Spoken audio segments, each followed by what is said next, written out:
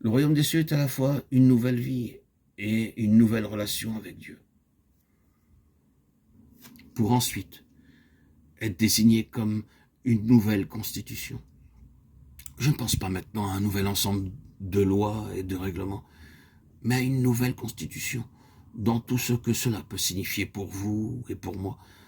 Nous sommes constitués de nouveau avec un nouvel ensemble de capacités qui rendent possible des choses qui jamais n'auraient été possibles avant. Nous devons savoir, et j'aimerais mettre cela de nouveau sur votre cœur, que l'enfant de Dieu, le membre du royaume des cieux, est l'incarnation d'un miracle, ce qui signifie qu'il y a des possibilités et des capacités supernaturelles en chacun de nous. Quelle grande chose se manifeste dans l'histoire des enfants de Dieu. Quand, parvenus au terme d'une vie, nous pouvons faire une rétrospective, nous reconnaissons n'avoir été rien de moins que des miracles divins, et cela sans cesse renouvelé. Nous ne sommes pas toujours conscients des forces antagonistes qui s'obstinent à détruire un enfant de Dieu, et combien les soins incessants de Dieu rendent témoignage jusqu'à la fin de son omnipotence. Certains parmi nous savent un peu de quoi il s'agit. Notre survie même, nous le devons au pouvoir que Dieu a déployé face à des puissances immensément hostiles. Nous sommes gardés debout par le pouvoir même de Dieu.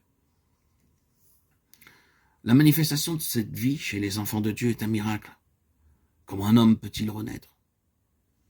Il n'y a pas de réponse à cette question, sauf en Dieu. Comment peut-il nous donner sa chair à manger? Jean 6, 52. Comment les enfants de Dieu peuvent-ils être soutenus, secourus, nourris? Serait rien ici-bas pour les aider?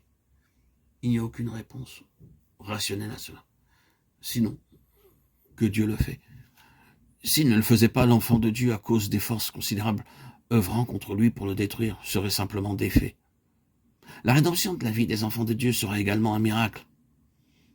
Comment les morts ressuscitent-ils et avec quel corps reviennent-ils? 1 Corinthiens 15, 35.